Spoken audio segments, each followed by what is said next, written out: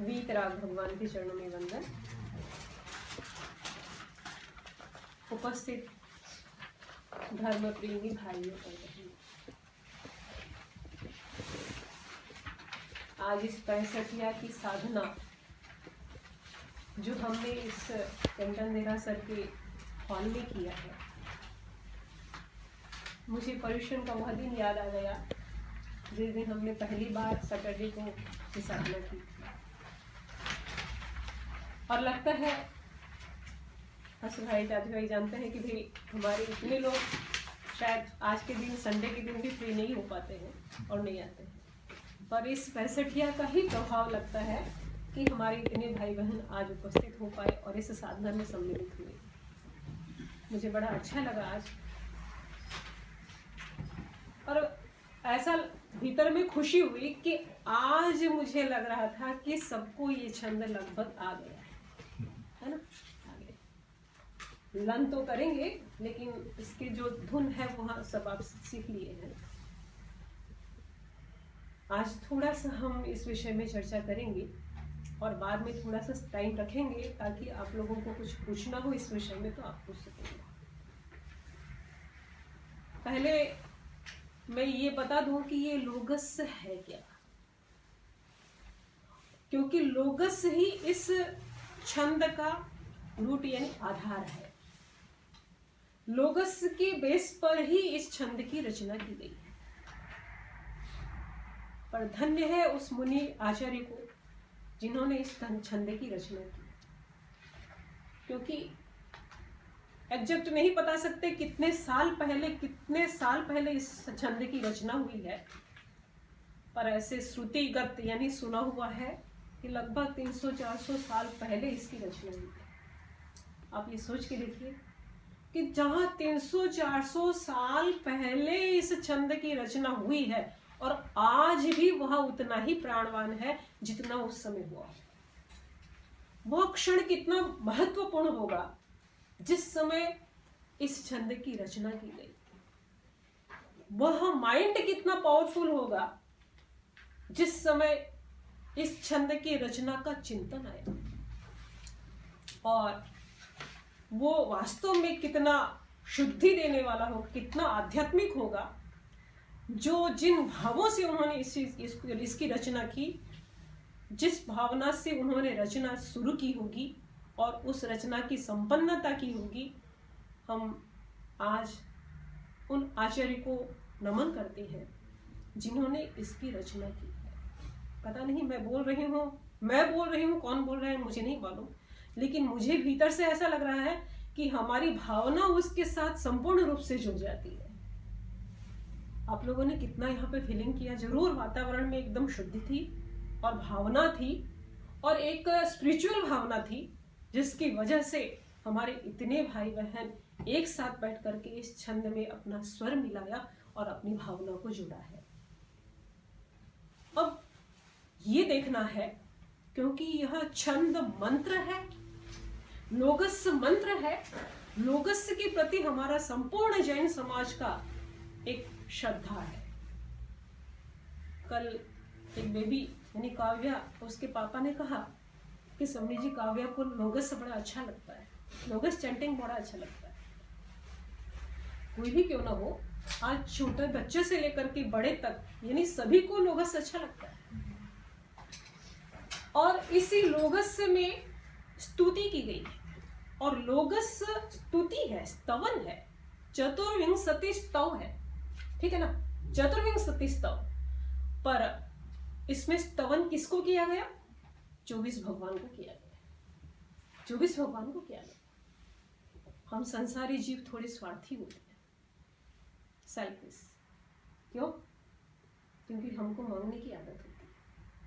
हम भगवान की स्तुति भी करते हैं ना, ब्लैंक हो के नहीं करते। हमारे भीतर में ये भावना रहती है कि हमें कुछ मिले। और लोगस में लास्ट अक्षर आप देखिए क्या है? सिद्धा सिद्धि मोहम्मदी संत। हमने क्या मांगा? सिद्धि। सिद्धि। हे सिद्ध भगवान, आप मुझे भी सिद्धि दे। और ये एक फैक्ट है, शुरू से लेकर के एक जीव की आदि से लेकर के अंतिम यात्रा इस लोगस्य में है। क्यों कहा जाता है, ये एक तत्व की बात है कि एक जीव सिद्ध होने के बाद में, संसार से एक जीव अगर सिद्ध हो गया, वह स्थान खाली हो गया। मैंने इस टेबल से इस घड़ी को हटाया, ये जगह खाली हो गई। जगह खाली होने के साथ क्या हुआ? क्योंकि एक जीव के सिद्ध होने के साथ स्थान खाली हुआ और अव्यवहार राशि से एक जीव मुक्त होकर के उस स्थान पे आता है। सिद्धि वहीं से शुरू हो गई। राइट? समझ गए ना आप सभी मेरी बात? तो यहीं से सिद्धि शुरू हो गई है, क्योंकि अव्यवहार राशि में पड़ा हुआ जीव पता नहीं अनंतों अनंतों काल तक पड़ा रहेगा, क्योंकि स्थान खाली नहीं मिलेगा।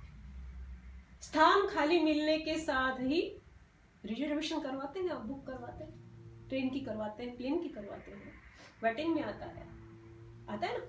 पर जब खाली होता है तो हमको क्या मिलता है? सीट मिलती है। अब इतने सारे सीट थे, अभी 2 सीट खाली है मान लीजिए, और भर जाए और वापस कोई आए तो उसके लिए सीट खाली मिलेगा? नहीं मिलेगा।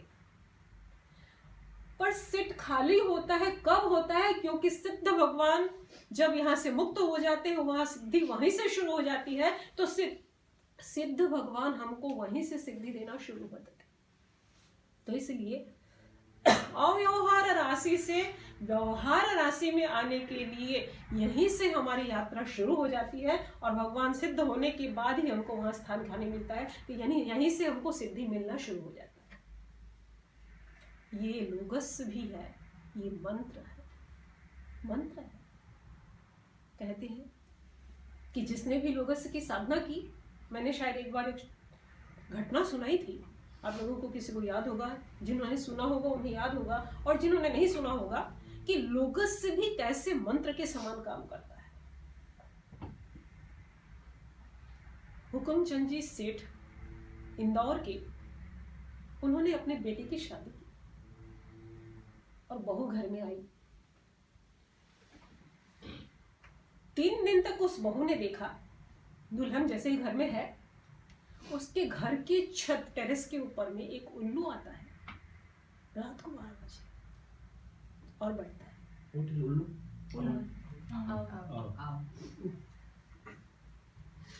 और वो बैठता है। उसको देखने से सारे घर के लोगों को ऐसा लगने लगा, थोड़ा सा अच्छा नहीं लगा, लगता है शगुन अच्छा नहीं। दिमाग में ये हुआ कि ये बहू का पग फेरा अच्छा नहीं, पता नहीं कुछ भी घटना हो सकती। वो बहू 3 दिन के बाद में जब अपने पीहर गई मम्मी के घर, उसने अपने मम्मी से ये बात कही कि मेरे कारण कहीं ऐसा ना हो उस घर में कोई घटना हो जाए, इसका क्या उपाय होगा। उसकी मम्मी जैन यति के पास में अपनी बेटी को लेके जाती है, और यति जी से कहा क्या है और क्या होने वाला है, आप कुछ आपको पता चल रहा है तो बताइए कि क्या इसका सॉल्यूशन हो। यति जी ने कहा कि देखो, तुम ससुराल जाओगी और जा करके वहां पर लोगस की माला फेरनी शुरू कर दो। पता है लोगस की माला, लोगस से इतना है बड़ा, और उसकी पूरी माला चैंटिंग करनी 108 बार। फेरता है कोई यहाँ पे? बहुत पावरफुल है, हम तो रोज इसका एक्सपीरियंस करते हैं। पर आप देखिए 108 बार आप उस लड़की को कहा कि तुम अपने रोज फेरना, और अष्टमी, चतुर्दशी, अमावस्या एंड पूर्णिमा, ये 4 दिन तुम आयंबिल करना, और पूर्णिमा के दिन वो उल्लू आएगा, वो टेरेस पे बैठेगा।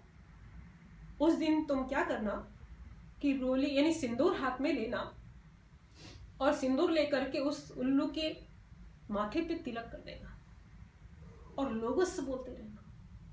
तुम्हारे लोगस के प्रभाव से वह उल्लू उड़ करके नहीं जाएगा, वो तिलक करवाएगा, और तिलक कराने के बाद में वो चला जाएगा।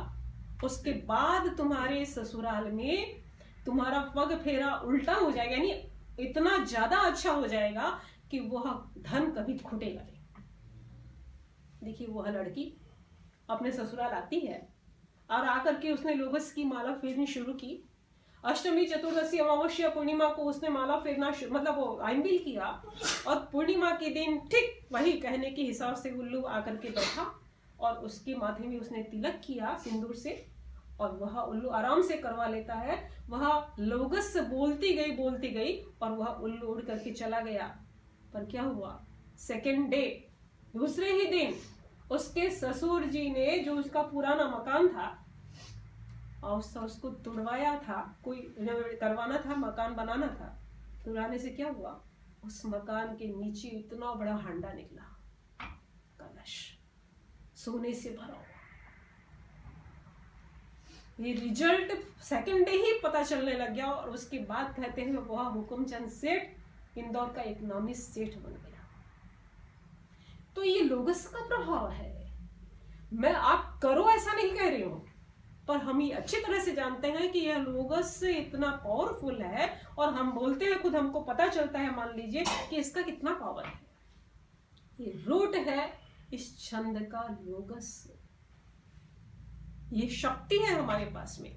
कहते हैं कि मंत्र एक शक्ति है। मैं प्राय बताया करती हूँ कि एक गार्डन में नेहरू जी और गांधी जी दोनों की स्टेचू मूर्ति थी। कौवे आते कौन, और आकर के कहां बैठते, नेहरू जी के स्टेचू में बैठते, पर गांधी जी के स्टेचू में नहीं बैठते। एक बच्चे ने अपने पापा से पूछा, डैडी ये कौवे नेहरू जी के स्टेचू में बैठते हैं, पर गांधी जी के स्टेचू के ऊपर क्यों नहीं बैठते, क्यों नहीं बैठते? पापा ने क्या बोला पता है आपको? नहीं, पापा ने कहा कि गांधी जी के हाथ में लाठी है। गांधी जी के हाथ में लाठी है, इसलिए कौवे लाठी से डरते हैं, और गांधी जी के स्टेचू में नहीं बैठते, नेहरू जी के स्टेचू में बैठते हैं। लाठी किसका प्रतीक है? पावर का, शक्ति का, शक्ति का। और शक्ति की वजह से कौवे गांधी जी के स्टेचू में, ये तो प्रतीक है मान लीजिए, पर अगर हमारे पास भी ये मंत्र की शक्ति हो तो हमारे पास भी विघ्न बाधा रूपी कौवे हमारे माथे में और हमारे रास्ते में नहीं आने वाले। ठीक है ना, राइट? तो इसलिए ये छंद मुझे बड़ा आनंद आया। मैंने लंदन में लगभग इसकी साधना की, करवाई, और हमारे भाई बहनों ने, मैं देखती हूँ सबका चेहरा, तब मुझे लगता है कि नहीं, मैं एक बार नहीं, मैं 100 बार सुनाऊं, मन होता है ऐसा सुनाने का। मेरे से बार बार लोग सुनते हैं, कई लोग डायरेक्ट सुनते हैं, कई लोग फोन में सुनते हैं, कई लोग भावों से सुनते हैं, पर बड़ा अच्छा लगा।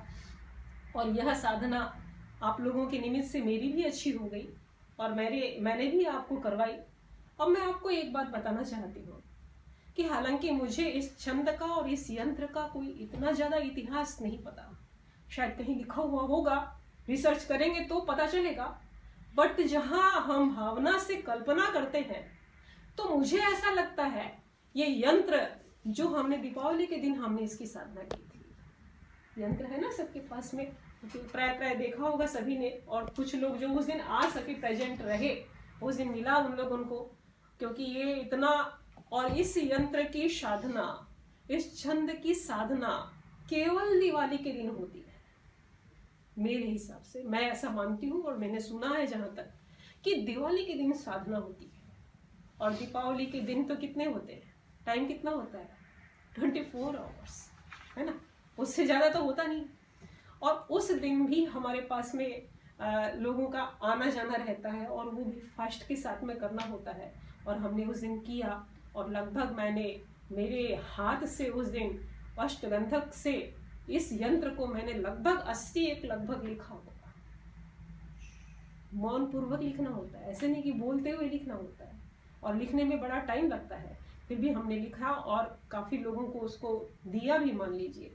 पर मैं ये बता रही थी कि यह यंत्र का निर्माण पहले हुआ या छंद का पहले हुआ, आई डोंट नो, नहीं पता मुझे, पर मुझे ऐसा लगता है, मैं जहां तक सोचती हूँ कि पहले यंत्र का निर्माण हुआ है और बाद में छंद का हुआ। आचार्य जी के मन में शायद ये आया होगा कि इस कुछ हमारे अंक गणित ये कहते हैं कुछ अंक का बड़ा प्रभाव पड़ता है। हालांकि मंत्र क्या है? मंत्र हर लेटर जितना अल्फाबेट का सारा लेटर मंत्र है, और अंक गणित का जितना अंक है सारा की सारा यंत्र है, पर उसकी संयोजना का बड़ा पावर होता है। उसकी संयोजना कैसे की जाए? अब देख रहे हैं यंत्र में पहला 22, 3 और फिर 9, 15 और 16। आप इसको मिलाएंगे तो कितना होगा? 65। आप इधर से मिलाएंगे 65, इधर से मिलाएंगे 65, इधर से मिलाएंगे 65। ये 65 यानी 65। हालांकि मैं हिंदी में लिखती थी और हिंदी में कई लोगों को नहीं भी पता चलता होगा, पर ये इंग्लिश में लिखा है इसमें, और दिखाने के लिए सभी को कि ये अंक है, और उस अंक में 1 है वहां पे भगवान विष्णु, 2 है वहां पे अजितनाथ, 3 में संभवनाथ। ऐसे हम 24 तक चलेंगे, लेकिन 25 वहां क्या है? 25 वहां क्या है? बोलिए। 25 से 65 परमाणु। 25 अंक यहाँ पे लगाया है, वह 65 को पूरा करने के लिए शायद लगाया होगा। और हम ये भी कल्पना करते हैं 25वां अंक, यानी यहाँ पे लोग लगाने का मतलब ये है कि 8वें तीर्थंकर कौन से? चंद्र प्रभु। और चंद्र प्रभु का दूसरा नाम सुमति प्रभु। 9वें प्रभु का पुष्पदंत किसका नाम है? बोलिए। पुष्पदंत ना। तो पुष्पदंत नाम को यहाँ पे कल्पना से कहा जाता है कि पुष्पदंत के नाम को इसमें ऐड किया गया है, और 25वां। हालांकि छंद में एक जगह आता है कि जिस तरह से छंद की पहली लाइन है, आप देखिए, नैमिश्वर पहला नाम है, तो यहाँ पे 22वां अंक पहला है। फिर संभव, श्री नैमिश्वर संभव स्वाम सुविधि धर्म शांति, ये इसी छंद के यंत्र के आधार पर ही छंद की रचना की गई है। लाइन वाइज पूरे वैसे की वैसे हुआ है। तो यंत्र पहले या छंद पहले, तो हम अगर संतोष करें, भीतर से सेटिस्फाइड करें कि भाई पहले यंत्र हुआ होगा, यंत्र के निर्माण के बाद में आचार्य जी ने छंद की रचना की होगी, या फिर यंत्रकर्ता कोई और होगा और आचार्य जी छंद करता है, हम पूरा नहीं बता सकते। लेकिन हम अगर भावना से अगर इसको समझने की कोशिश करें तो यंत्र के निर्माण शायद पहले हुआ होगा और बाद में छंद की रचना हुई होगी। तो इसलिए इस यंत्र का भी उतना ही प्रभाव है, छंद का भी उतना ही प्रभाव है। हम इसकी साधना करते हैं, 108 बार इसका पूरा छंद की माला फेरी जाती है दीपावली के दिन, और उसके बाद में यंत्र लिखने का काम होता है। अपने हाथ से भोजपत्र के आधार, भोजपत्र में हम इस छंद की को लिखते हैं, यानी यंत्र को लिखते हैं, और वह इतना पावरफुल हो जाता है कि जो निज पास से राखे सदा, यानी जो अपने पास में हमेशा रखता है उसको उससे पावर मिलता रहता है, विघ्न बाधाएं उसकी दूर होती रहती है। हम लाइन में क्या आता है? इण पर श्री जिनवर संभारिये, दुख दारिद्र विघ्न निवारिये, और बोलिए क्या है? हाँ, 25 से 65 परमाणु। तो ये क्या है कि ये जो पास में रखता है उसके दुख और दारिद्र्य, व्यक्ति को क्या चाहिए? संसारी जीव को क्या चाहिए? केवल पैसे से काम नहीं होता है। पैसे से काम होता है क्या? नहीं होता है। केवल रिलेशनशिप से भी काम नहीं होता है, केवल भागा भागी करने से भी नहीं होता है। 3 चीज चाहिए व्यक्ति को, सुख चाहिए, शांति चाहिए, और समृद्धि चाहिए ना? सभी को चाहिए सुख, शांति और समृद्धि। समृद्धि भी चाहिए, बिना समृद्धि यानी बिना संपन्नता की भी व्यक्ति संसार में नहीं रह सकता है। यहाँ से निकलना है और घर तक भी पहुंचना है, तो जेब खाली रहेगा तो नहीं चल सकता है। तो इसलिए सुख भी चाहिए, शांति भी चाहिए, और समृद्धि भी चाहिए। सुख हो और शांति हो, सुख हो और शांति ना हो तो भी कुछ काम का नहीं है। यानी सब कुछ सुविधाएं है, पर शांति नहीं है तो भी नहीं होगा, और सुख है और समृद्धि है तो शांति नहीं है तो भी नहीं चलेगा, शांति और समृद्धि नहीं है तो भी काम नहीं चलेगा, यानी सारी चीजें सभी को चाहिए। तो इसलिए इस छंद से, इस यंत्र की साधना से हमें सुख, शांति और समृद्धि हमको मिलती है और हमारी आत्मा प्योर होती है, आत्मा की प्योरिटी बढ़ती है, पवित्रता बढ़ती है, हम अपने भीतर से एकदम शुद्ध होते हैं। तो देखिए लोगस में स्तुति की गई, किसकी स्तुति की गई है? 24 भगवान की। 24 भगवान कौन? तीर्थंकर, तीर्थंकर की, तीर्थ रहे नहीं, तीर्थंकर की स्तुति की गई है। और तीर्थंकर कौन होते हैं? जिनके पास में बड़ा मतलब होता है, उनका स्वरूप क्या है, क्योंकि रूप से वह सर्वश्रेष्ठ होते हैं। संसार में तीर्थंकर के सामने और कोई दूसरा व्यक्ति नहीं है जो रूपवान होगा, यानी इतने वह रूपवान होते हैं। सबसे सुंदर कौन, अगर प्रश्न हो, उसका जवाब आपको निकालना हो, तो आप कहीं भी कितने भी इतिहास, आगम, कितने भी रिसर्च कर लीजिए, सबसे सुंदर ना देवता है, मनुष्य तो हो ही नहीं सकता, कोई भी नहीं हो सकता, केवल तीर्थंकर सुंदर होते हैं, सबसे सुंदर रूपवान होते हैं। और बल से यानी बलशाली, शक्तिशाली होते हैं। सर्वशक्तिमान कौन होता है? तीर्थंकर होते हैं। नहीं तो मजाल है, किसी संगम देव ने भगवान महावीर को एक रात में 20 बार कोई व्यक्ति मर जाए इतने कष्ट दिए, तो भी भगवान ने उसको सहन कर लिया। उठा करके ध्यान में खड़े भगवान महावीर को उठा करके संगम देव आसमान में उछाल दिया, तो भी भगवान को कुछ नहीं हुआ। यानी सबसे ज्यादा शक्ति किसके पास में होती है? तीर्थंकर के पास में होती है। तो इसलिए ज्ञान तो है ही, केवल ज्ञान उनके पास सर्वश्रेष्ठ ज्ञान, दर्शन, चारित्र, तप भी और दान भी। सबसे ज्यादा दान कौन देता है? तो देता ही यहाँ पे, जितना तीर्थंकर देते हैं उतना कौन देता है? कोई नहीं देता। तो इसलिए और भावना भी उनकी सर्वोत्कृष्ट रहती है। तो रूप, बल, ज्ञान, दर्शन, चारित्र और तप और दान और भावना में सर्वश्रेष्ठ कौन होता है? वो तीर्थंकर होते हैं। उनकी स्तुति करने से हमारे भीतर भी वीतरागता की भावना पैदा होती है। एक श्रावक और एक साधु की साधना क्या है, उसका एम क्या है, क्या है वो उसका लक्ष्य? बोलिए। वीतराग बनना वीतरागता का लक्ष्य है। भावों की शुद्धि हमारे भीतर में वीतरागता का लक्ष्य होने से ही हो सकता है, वरना हम इतने नेगेटिव रहते हैं या फिर इतना वातावरण हमारे सामने ऐसा होता है कि हम राग और द्वेष से मुक्त नहीं हो सकते। हमारे भीतर में एनी टाइम एक रील चलता रहता है दिमाग में, राग और द्वेष का चक्र चलता रहता है। और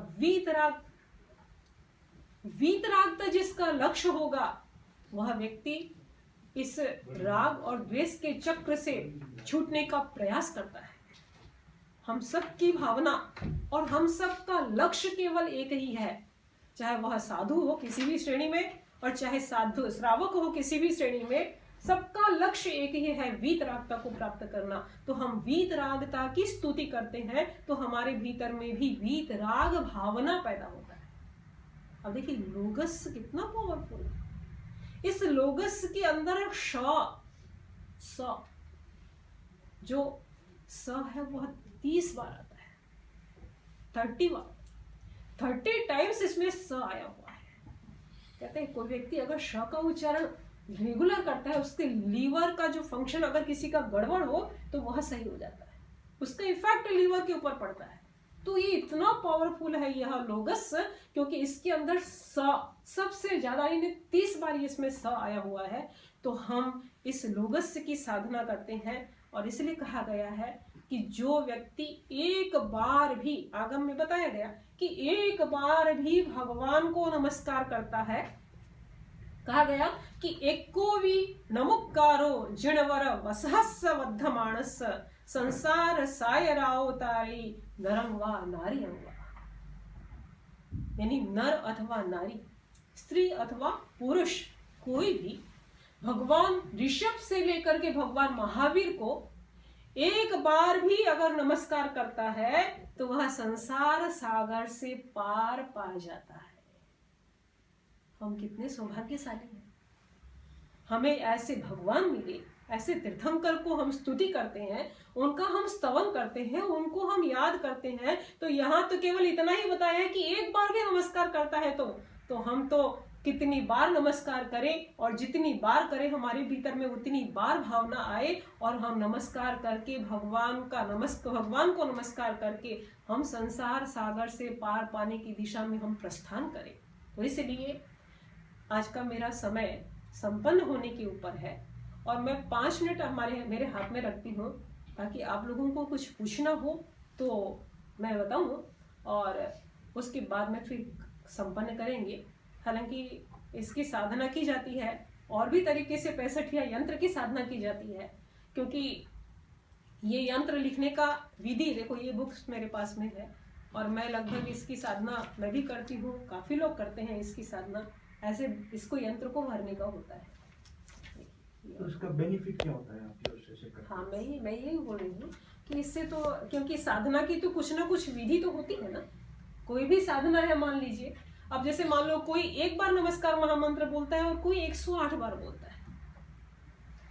आप बताइए एक बार बोलने से क्या होगा और 108 बार बोलने से क्या होगा?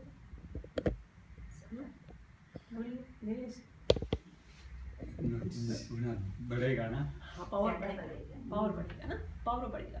1 रुपया है आपके पास, 100 रुपया है आपके पास, उसमें फर्क पड़ेगा ना। 1 पाउंड है और 100 पाउंड है मान लीजिएगा, तो फर्क तो पड़ेगा।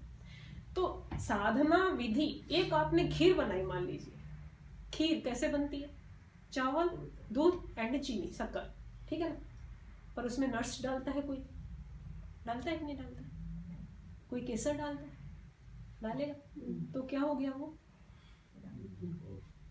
और ज्यादा हेल्दी हो गया, और ज्यादा टेस्टी हो गया, और ज्यादा शो यानी दिखने में भी अच्छा हो गया।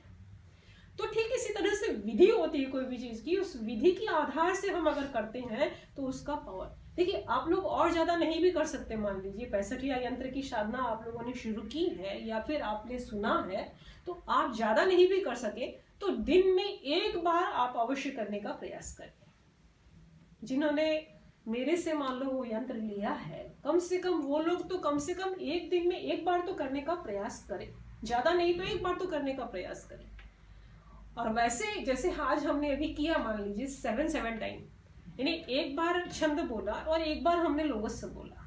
हमारा कंसंट्रेशन केवल छंद में, कभी कभी गाते गाते हम इधर उधर ना हो जाए और बाद में फिर वापस हमने लोगस से बोला, यानी हम वापस स्ट्रेट आ गए, वापस हम सीधी लाइन पर आ गए। तो ये भी विधि है कि 7 टाइम ऐसे दीपावली टू होली, दीपावली से होली तक इसकी साधना की जाती है 7 टाइम। यानी एक दिन में हम आधी घंटा 35 से 40 मिनट लगेगा मान लीजिए। अगर इस तरीके से जैसे अभी भी हमने किया तो लगभग 40 मिनट हमको लगा।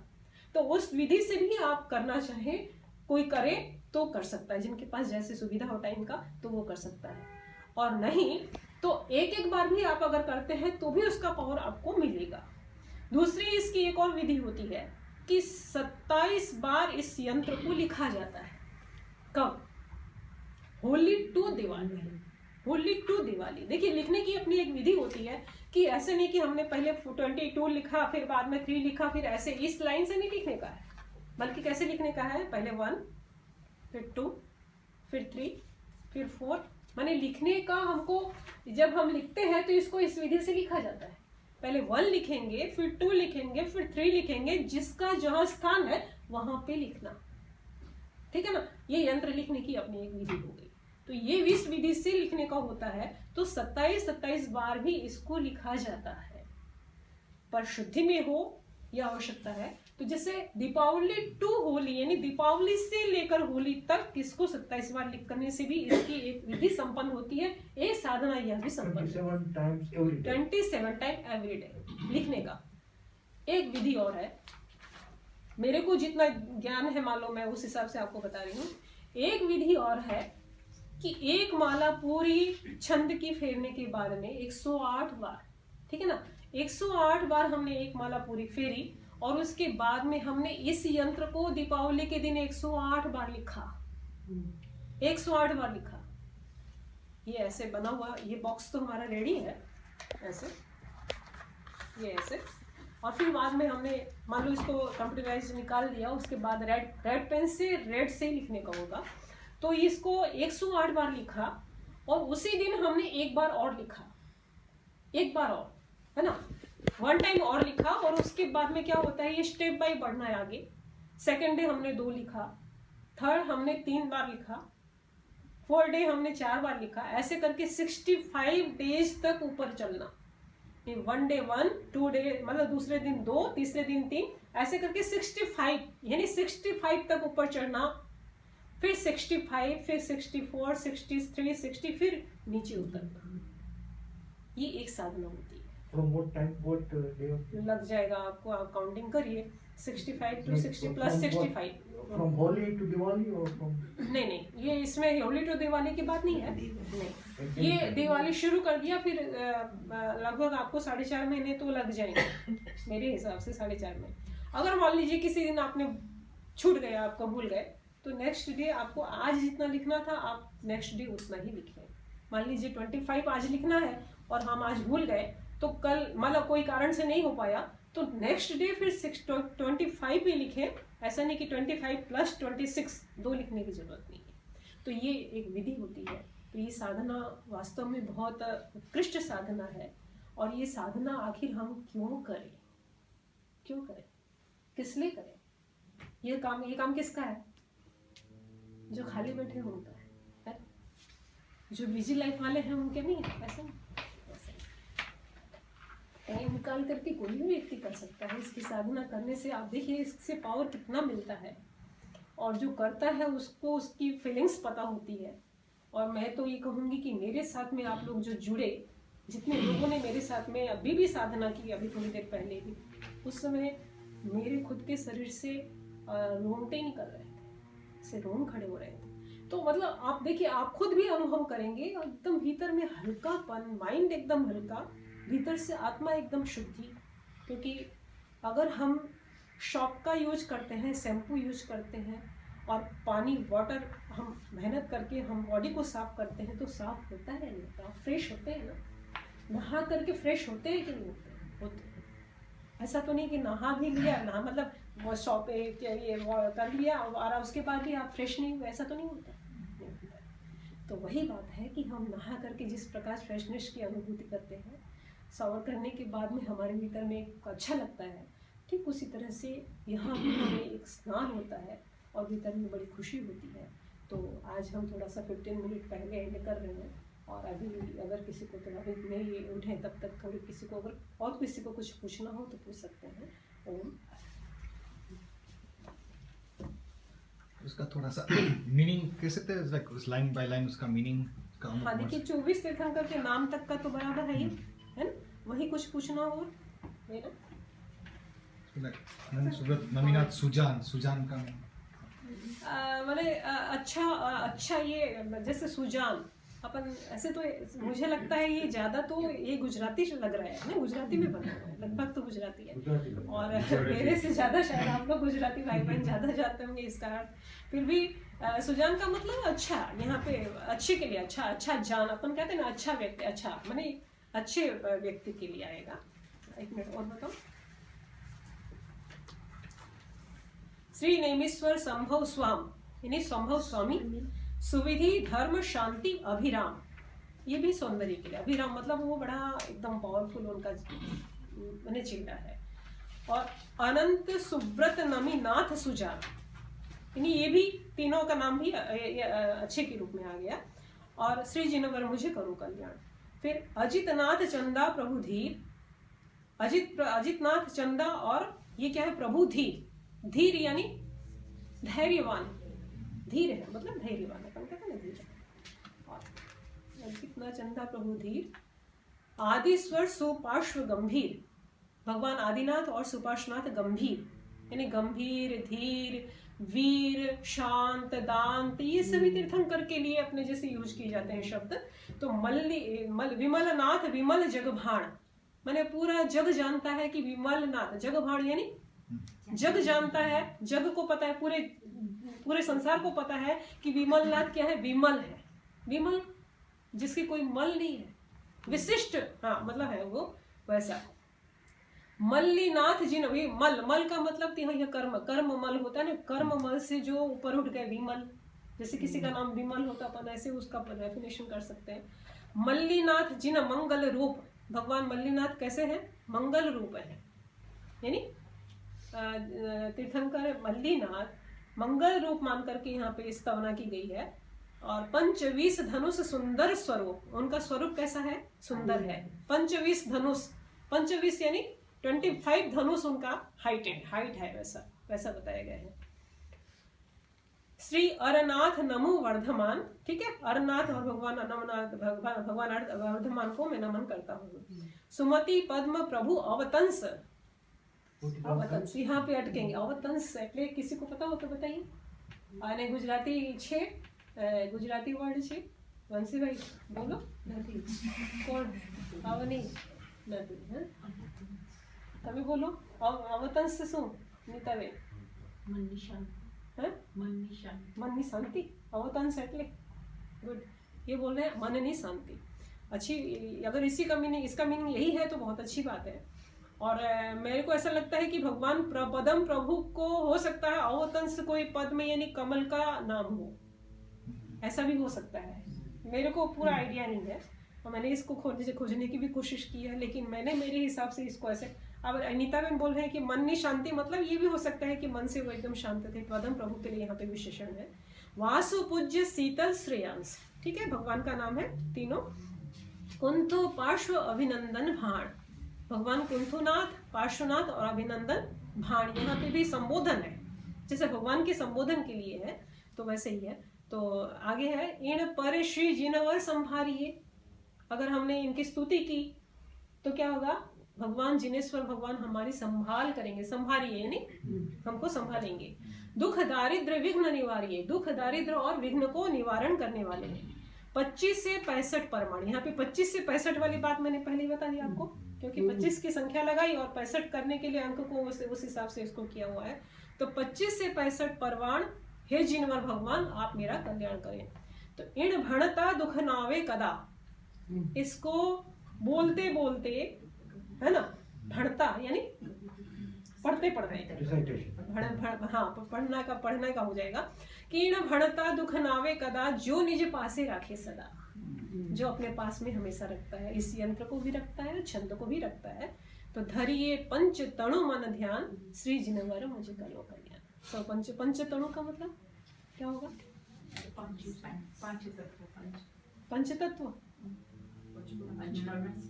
पंच परमेष्टि। तो श्री जिनवर नामे वांछित मिले, श्री जिनवर के नाम से हमको क्या मिलेगा, वांछित मिलेगा। और मन वांछित सो आशा फले, ठीक है, मन की वांछा जो की हुई है उस सब आशा फलने वाले हैं।